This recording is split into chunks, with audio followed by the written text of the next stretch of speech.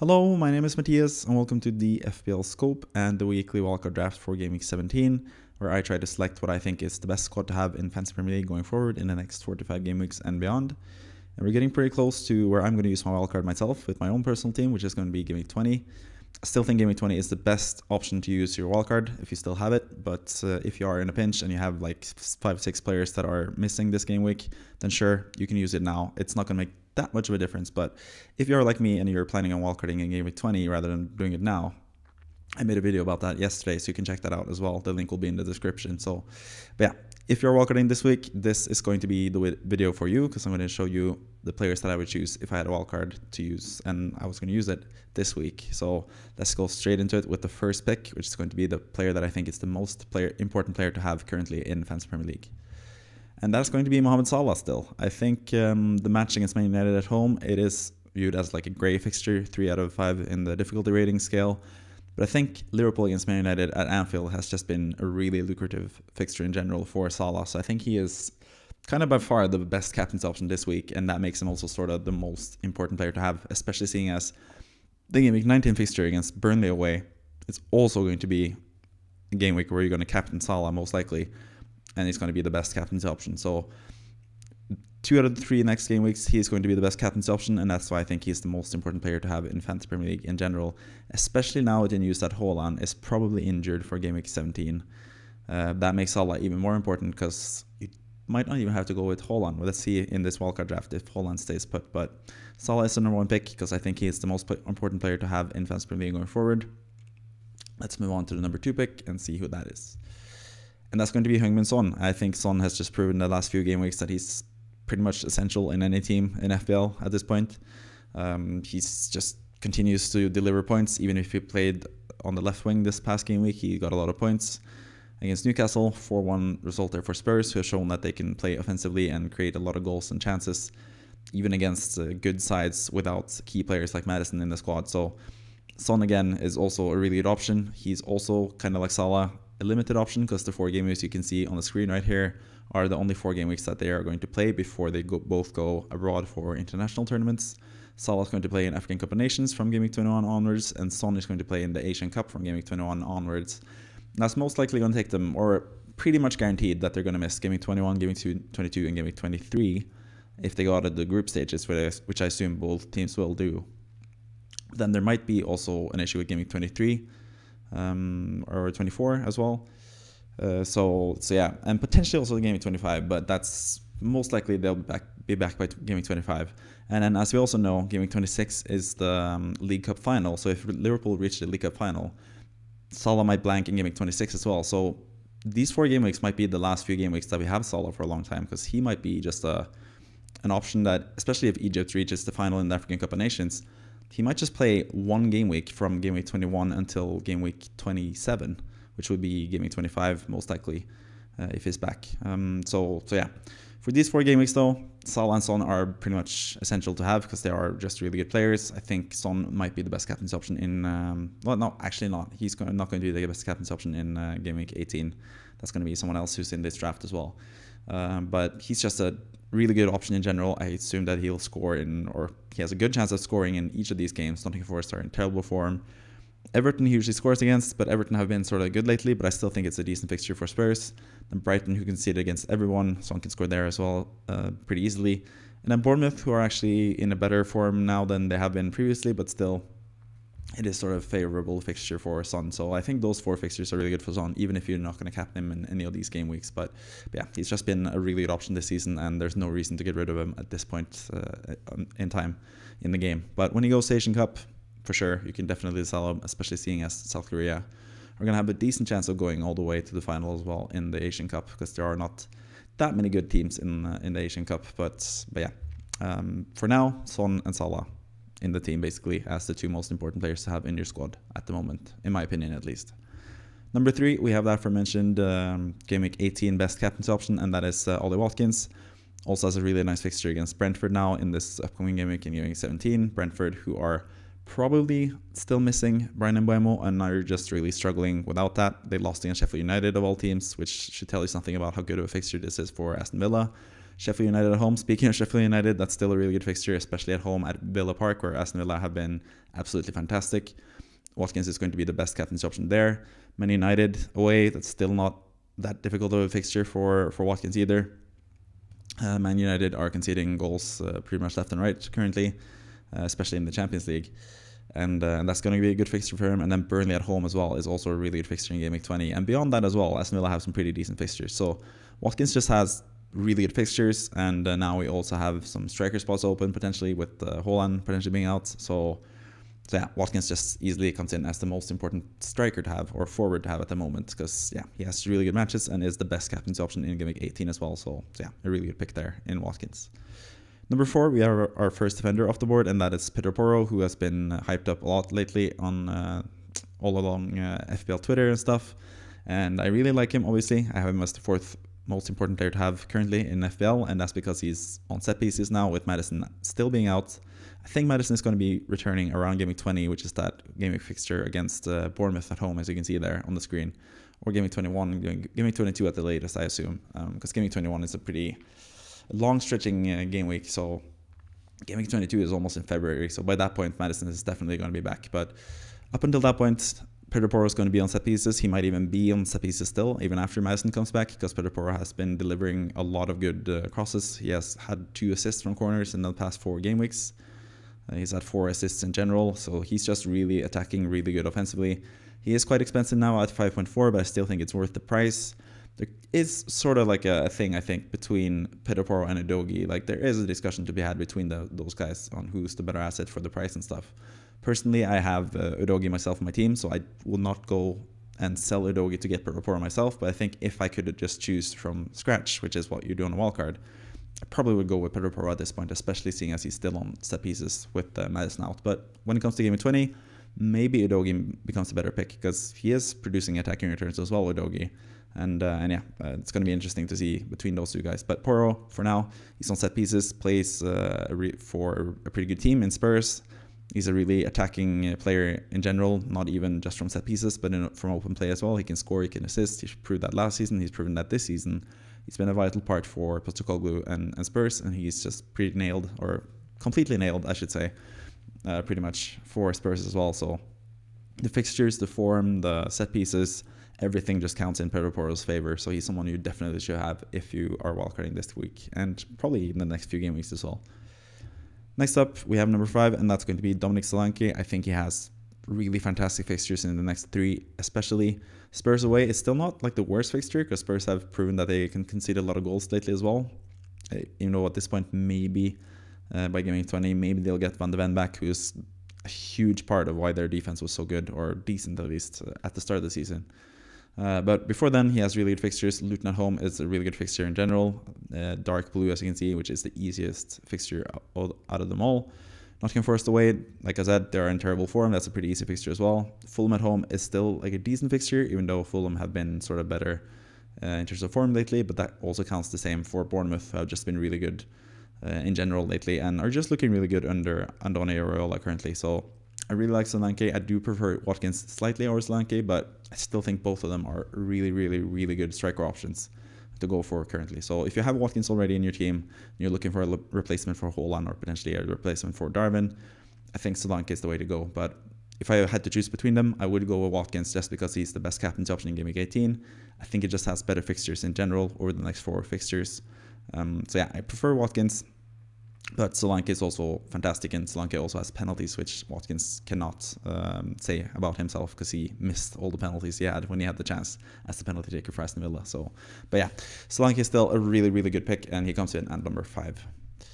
Number 6, we have Bukayo Saka still. I think he is, again, just a really solid option in FPL, especially with the fixtures that he has at home to Brighton, at home to West Ham. I think those are really good fixtures. Away to Liverpool is going to be a bit tough, but still Liverpool is a team that could concede goals. And then away to Fulham as well is also a pretty tough fixture at the moment, especially with Fulham in the form that they are in right now. But Saka in general, especially for the home games, you know he's going to get an assist or a goal here and there, regardless of the game pretty much. He's just been really consistent this season.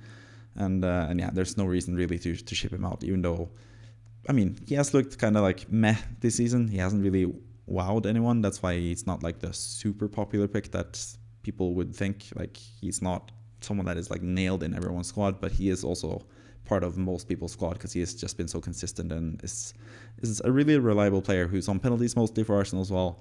Arsenal obviously a really good team, and I think Arsenal have looked really good offensively lately as well, or good in general. I think Arsenal have looked, I think they're sort of coming into their own. I think Saka is going to be really important to have going forward, and especially beyond these fixtures. From game week 21 onwards, they're going to have really, really good fixtures, among the best in the league. So Saka is just someone that you can keep for the long haul, basically, especially when Son and Salah go to AFCON in a couple weeks or a couple game weeks. Next up, we have Cole Palmer, who comes in at number 7. As you can see, the fixtures are just absolutely fantastic for Chelsea right now. So you could argue that I should have more Chelsea players in the squad because, spoilers, Palmer is currently the only one that I have from Chelsea. But Chelsea at the same time are also kind of struggling in terms of form. They're not looking their best, but Palmer is on penalties. He's pretty much involved in everything Chelsea do, and he's a pretty nailed part of Chelsea as well.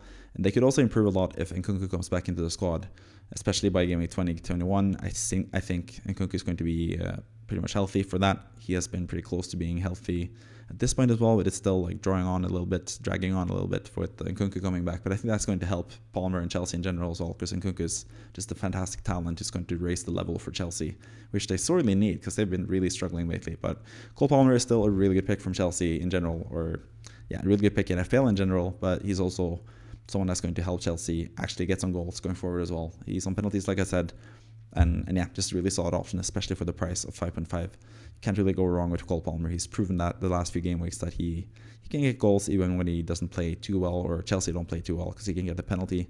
Chelsea are pretty much just hunting for penalties every game, and Palmer is going to convert them if he gets the chance, as we all know.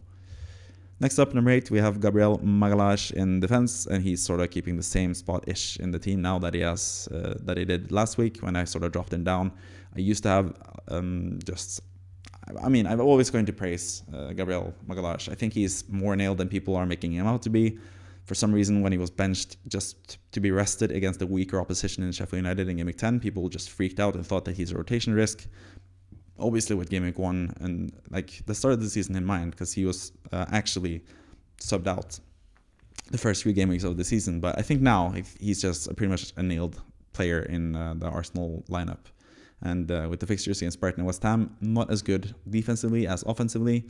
So I think Saka is better for those fixtures, because Brighton and West Ham are teams that concede a lot of goals, but they also score quite a lot of goals. So Gabriel is by no means like essential or anything. I don't think he's like a must-have in your team, but I think he's still a really good player. And like I said, from Game Week 21 onwards, the Arsenal fixtures are going to be really, really good.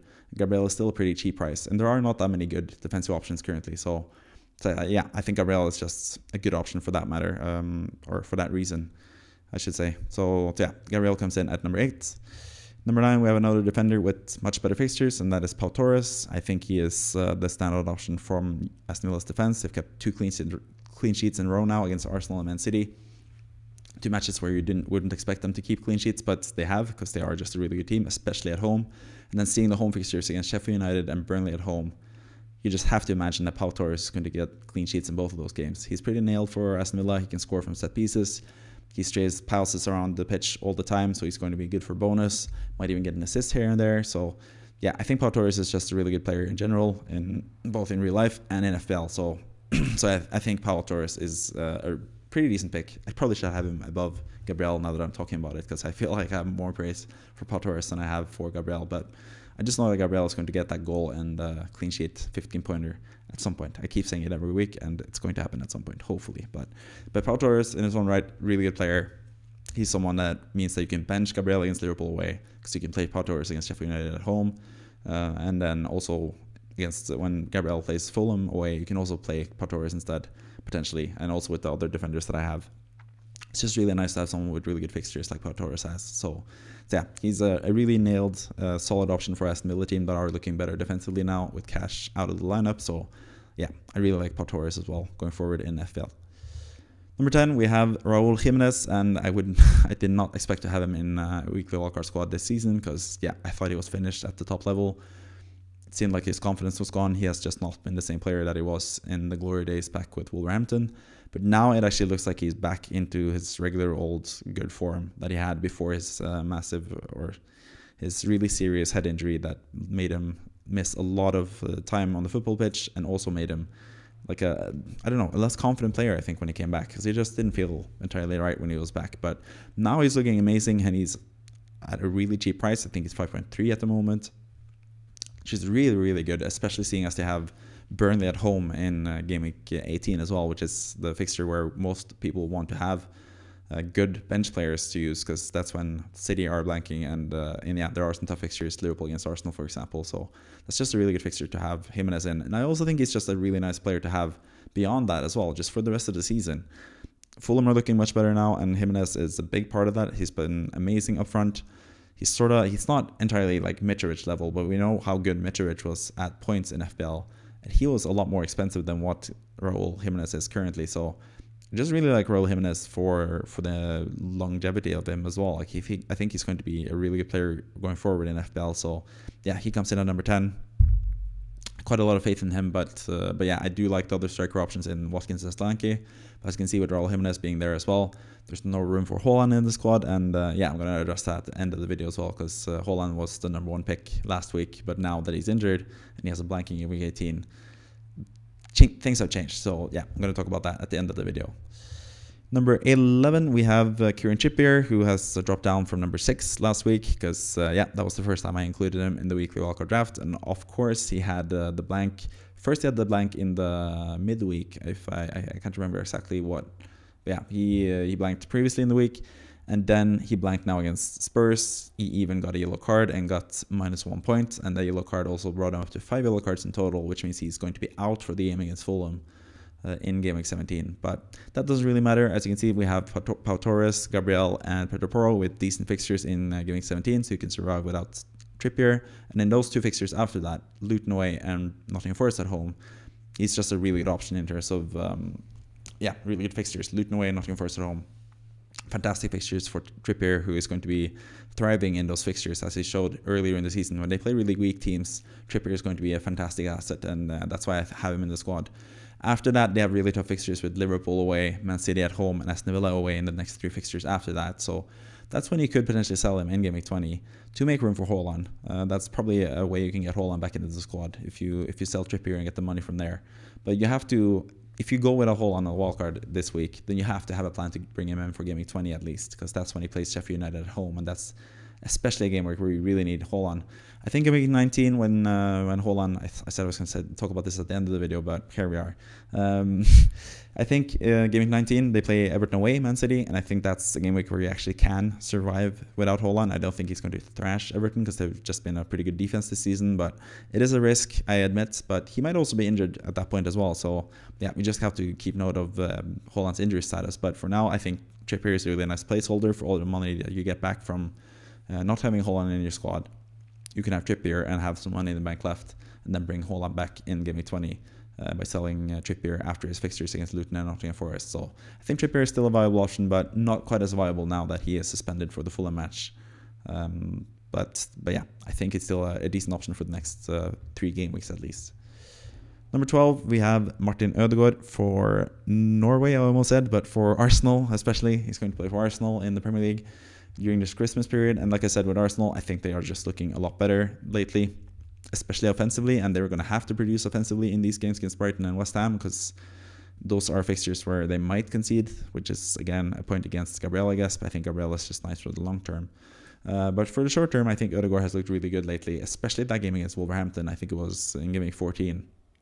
He just looked absolutely immense, and he's been really integral to what Arsenal have done offensively lately as well. With Gabriel Jesus back, Ødegaard back, Saka is playing. Gabriel Martinelli is slightly ill now, I think, but he's also back fit and playing. So I think Arsenal are just looking much better and more threatening offensively. And I think Ødegaard, especially when Son and Salah go to Asian Cup and African Cup respectively, I think Ødegaard is going to be a really good option for those upcoming game weeks after that, because Arsenal have really good fixtures, and he's just been a really good player. Like, he was one of the best players in the whole entire game last season. He got more than 200 points in FPL. And he's looked sort of like his old self from the past season, these past few game weeks. So I think Ødegaard is a really nice player to have there as well. And we have the extra money because Haaland is not in the squad. So yeah, I really like Ødegaard for a pretty long while, to be honest. I think the double Arsenal attack will pay off from game 20 onwards especially. But might even happen from now on. So yeah, really like Arsenal attack going forward. So Ødegaard makes the squad on top of Saka and Gabriel. We're tripling up on Arsenal because I think it's the best team in the league, basically. So yeah, that's where we're at. Number 13, we're at the first goalkeeper, and that's going to be Neto for Bournemouth. Bournemouth looked really good lately, and I think that makes Neto a pretty good option in the goalkeeper spot. But yeah, as you can see, he's the 13th pick for a reason. That means that I'm not entirely sure about Neto. It's just the fact that there are not that many good goalkeepers currently. I don't really see any other alternatives. I have the backup goalkeeper as well, with which is Dubravka, as I'll spoil. He's the number 15th pick in this draft. But Dubravka, there are some doubts about him. He might have a shoulder injury. That's at least a rumor. Newcastle might bring in a goalkeeper in January after all, after it looked like Dubravka was going to be the starting goalkeeper for the foreseeable future for them. So not 100% sure about Dubravka as a starting goalkeeper, and that means that we need a new starting goalkeeper, and that's where Neto comes in, because I think Bournemouth have some decent fixtures, and Neto has proven that they can keep clean sheets in tougher matches as well, as they've proven the last few game weeks with 2 clean sheets in a row for Bournemouth. So I think Neto for 4.5 is a decent goalkeeper. There are other options there though that I'll discuss, but at the end of the video. But yeah, I think Neto is a solid goalkeeper option if anything else. So yeah, he's the number 13 pick. Number 14, we have Jared Branthwaite, who sadly got suspended for the match against Burnley. So we actually have 2 suspended players for this weekly Wildcard draft, but I do trust in Pedro Porro, Gabriel, and Pau Torres to start all 3 of them. If you don't trust them to start all 3 of them, then maybe you should bring in a different backup defender or different defender in general in the spot where Trippier is. Maybe you go with someone like Trent Alexander-Arnold. He is still a decent option. I think he can get some attacking points and potentially even clean sheet points against Man United. And then Burnley away in Game Week 19 is also really good before you sell him to bring back Haaland in Game Week 20. So maybe you want to go with Trent Alexander-Arnold rather than Trippier in the squad as well. But I just think with the fixtures that Newcastle have in Game Week 18 and Game Week 19 especially, I think Trippier is just a slightly better option. But yeah, as we were talking about with Branthwaite, the suspension is pretty much a downer for those of us who, or those of you with Branthwaite in your squad and was hoping that he would come good in those fixtures where you need him. Burnley away would be one of those fixtures. You'd expect Everton to keep a clean sheet, but sadly Branthwaite is out with the suspension. So yeah, after that he has some pretty tough fixtures, but I think with the 4.0 defenders, you don't really need to think that much about the short-term fixtures. It's more about the long-term potential that they have. You just want someone that you can rely on to be there, to be a decent pick in like Game Week 27 when all of a sudden you don't have any players available. But just now, right after using your wildcard, you shouldn't have a problem with your squad being you shouldn't have too many problems with your squad because you're wildcarded. You can wildcard out injured players, suspended players, and those guys. So yeah, I think Branthwaite is just going to be a really nice long-term pick, and I think he's the best defensive pick at like 4.1 and below. Malo Gusto is also someone that I want to mention at that price if or when he comes back now from injury, because Reece James is out for a long time, and I think I think Malo Gusto is going to be not nailed, but he's going to be a pretty important player in Chelsea's defense going forward as well with no Reece James. So he's also a decent pick for 4.1. I think his price is now. So yeah, you could go with him rather than Branthwaite, but I still think also that Gusto is probably not ready for this Game Week 17 fixture as well. So might as well just go with Branthwaite, who is going to start every game for Everton when he's back. And like I said, 15th is Dubravka. Not entirely sure about him as a goalkeeper anymore because there are rumors that Newcastle might look into a goalkeeper in January. So yeah, having him as a backup goalkeeper though is really nice because you can just, if he survives January and he's still the starting goalkeeper for Newcastle, he's going to be the best value goalkeeper in the game at his price. So that means you can sell the other goalkeeper and free up some funds. You can sell Neto if you have him as the goalkeeper and free up some funds in Game Week 21, Game Week 22, 23-ish. And that would be really nice to have that option. But for now, he sort of has to be the backup goalkeeper because we can't really trust him playing as the starting goalkeeper long term, and especially on a wildcard. You don't want to use too many transfers on goalkeepers. So yeah, you just go with the safe option like Neto and then have Dubravka just in case as a backup where you can downgrade a goalkeeper to get some more money eventually. So that's pretty much it for the team. As you can see, there are 5 new players, I think.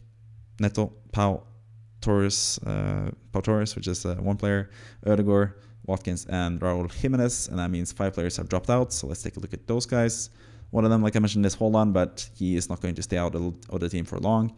If he's most likely going to be injured for Game Week 17, I still assume, unless we get more news about that. Maybe we get some news that he's going to be fit and playing. Then for sure, I think he should be in your squad.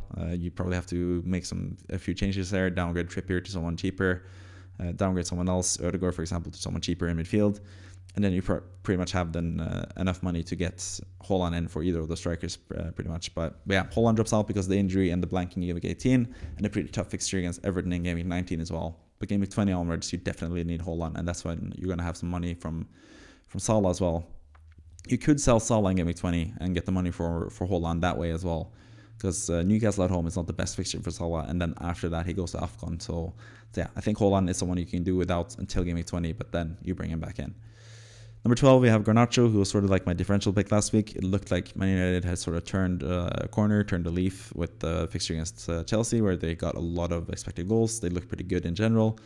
But then the next few fixtures now, both in the Champions League and the Premier League, they've proven that they're still the same terrible Man United side, and you can't really trust them. You can't really trust Garnacho, who got subbed off as well in the Premier League, played only 60 or 76 minutes or something this past game week. So yeah, I just don't trust Garnacho as a long-term option. Semenyo makes way. I think Semenyo is still a really good pick for the price that he is, but I think Jimenez now has proven to be a better option for just slightly more in terms of money. Then we have Maguire, who's injured, and Man United are looking terrible, like I mentioned. He drops out as well to make room for Pau Torres. And then Strakosha drops out because we need a better goalkeeper to be a sure starter than Dubravka as a starter. So Strakosha, he would have dropped out anyway because Turner is back starting for Nottingham Forest, so he's the best 3.9 goalkeeper. If you want someone at that price, if you want someone even cheaper than Dubravka, Turner is the one to go with. So Strakosha is probably not going to make the weekly Wildcard draft again, but yeah, he's been there a couple weeks as like the placeholder, number 15th pick. But yeah, he was never a sure pick, and that's why he's been the number 15 pick in general. But yeah, that's pretty much the squad, and that's pretty much the video for this week with the weekly Wildcard draft. We'll be back with another Wildcard draft for next week as well. We'll do it every single game week until the end of the season. Yeah, even when people have used their wildcard, it's still fun to see those videos and see the players that I think are the best players to have in FPL currently. So I think it's valuable information for you. So if you feel like that as well, then please thumb up the video, subscribe if you haven't already. And with that, I'm just gonna leave it there. And yeah, thank you for watching. See ya and goodbye.